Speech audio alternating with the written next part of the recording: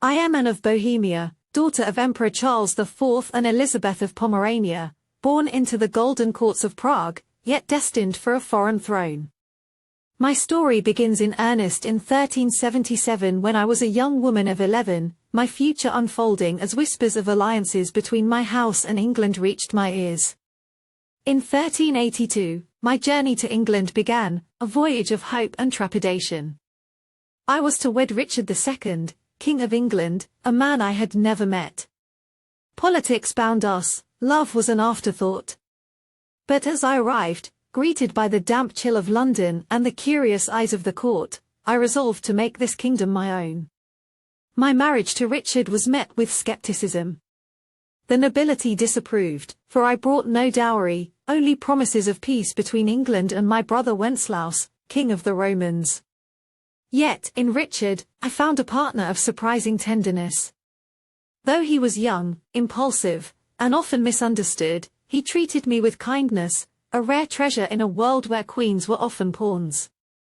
The years passed, and I grew into my role as queen. England was a tumultuous land, rife with rebellion and strife. In 1381, before my arrival, the peasants' revolt had shaken the realm. The scars of that uprising lingered, and Richard's rule was often questioned. I sought to temper his fiery nature, offering counsel when his anger flared or his resolve wavered. My efforts to mediate between factions earned me respect, though I was never one to wield power openly. I devoted myself to the welfare of the English people. They called me Good Queen Anne, for I championed their causes, securing pardons for prisoners and advocating for the poor. I was no warrior, no schemer, but my heart lay with those who suffered, and I sought to bring a measure of peace to this restless kingdom. The court, however, was another matter. It was a den of intrigue, where loyalties shifted like the tides.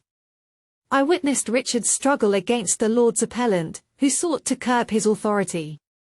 In 1388, their rebellion nearly unseated him, and I feared for his life.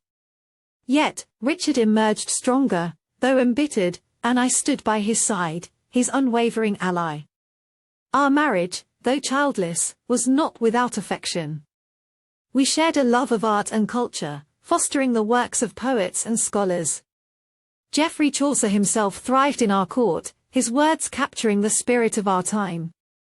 I encouraged Richard's patronage of the arts, believing that beauty and wisdom could unite a fractured kingdom. In 1394, tragedy struck. I fell ill with the plague, a cruel and sudden affliction. I knew my end was near and prayed that my death would not plunge Richard into despair. When I passed, he was inconsolable, tearing down the manor where I had died and plunging into grief that deepened his already volatile nature. Though my time as queen was brief, my legacy endured. Richard's later years were marked by tyranny and downfall, but I hope my memory brought him some solace in his darkest hours. I like to think I left a mark upon England, a Bohemian queen who sought peace and kindness in a troubled realm. As I reflect on my life, I see it as a bridge between two worlds, two nations. Though I was born in Bohemia and buried in Westminster, my heart belongs to both.